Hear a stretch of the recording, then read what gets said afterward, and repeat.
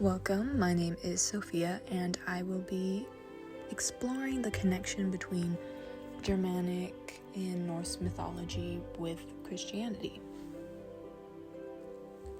So much of Norse mythology that we are familiar with has been infiltrated by certain Christian ideals due to it being written down firstly by Christian authors.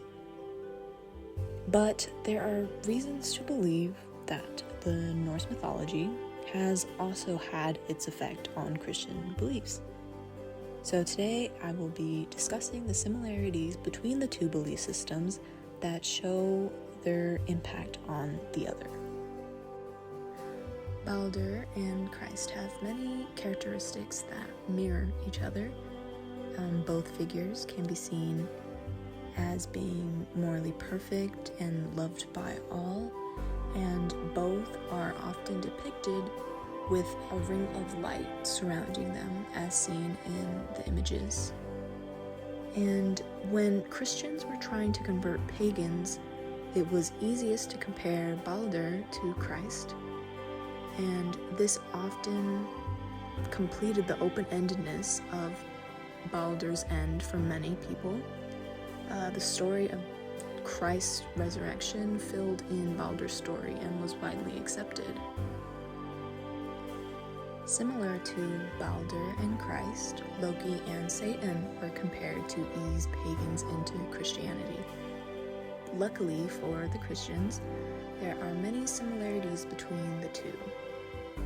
Besides the obvious likeness in their banishment stories, for Loki, he killed Balder with poison from mistletoe, so he was banished underground until his time of Ragnarok. And for Satan, his banishment from heaven after he tried to rise above his status. Or the fact that both are considered shapeshifters. A good comparison involves Loki's children. It can be inferred that the Midgard serpent represents selfishness, along with Fenrir representing lies and false tales, and finally with Hel bearing death and disease on earth, all of which are the three influences Satan has on earth.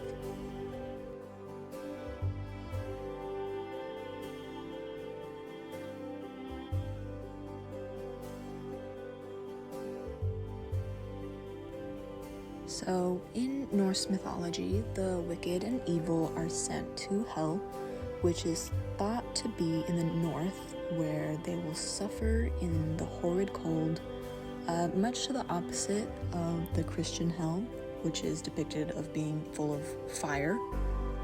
But an interesting connection between the two religions is that the description of where fallen angels settle out of heaven sounds very similar to the Norse's Hel, a cold region to the north.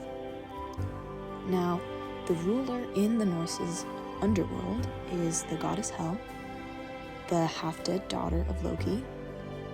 Interestingly enough, she appears in many Christian works, including the Apostle Bartholomew's writing where he mentions her by name and title, "Christ made war upon Hel, our queen."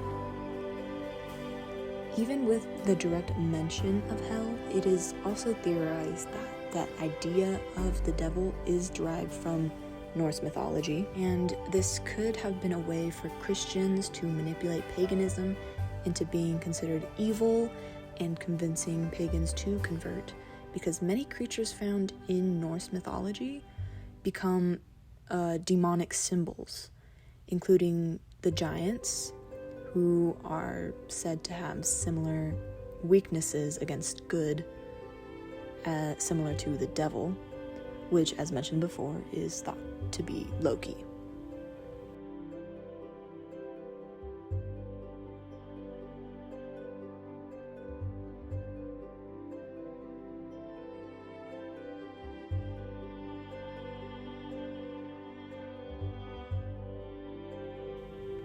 According to Norse beliefs, depending on how a person died, their deaths would be consecrated to certain gods. If someone were to die from hanging or burning, they would be consecrated to Odin. If they drowned, they would have been declared to Freyr. And if they were killed by a weapon, they were consecrated to Thor, and etc.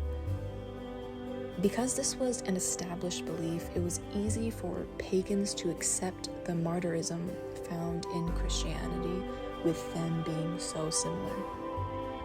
Now, an impressive interweaving of the two belief systems can be seen with the winter solstice, also known as Yule, and Christmas. Much of what we see with modern Christmas is slightly altered Yule tradition. The decorating of a Christmas tree is inspired by the pagan tradition of decorating a tree that was meant to be Yggdrasil, the world tree. And much of the decorations are also pagan inspired.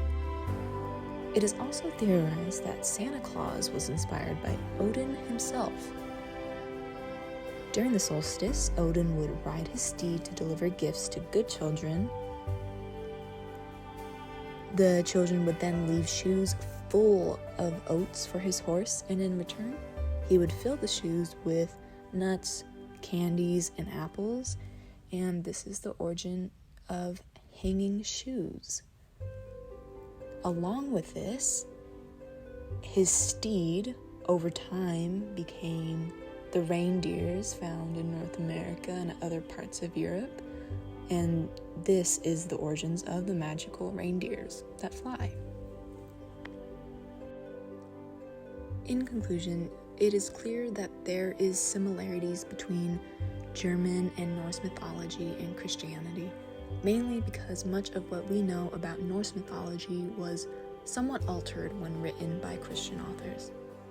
But we know that because of how the church tried to convert pagans to Christianity by slowly intertwining the two religions, the effect paganism had on Christian tradition can also be seen, and this by similarities of certain characters such as Balder and Christ, Loki and Satan, and even Odin and Santa Claus, along with similarities of punishment, afterlife, and popular traditions like Christmas derived from Yule.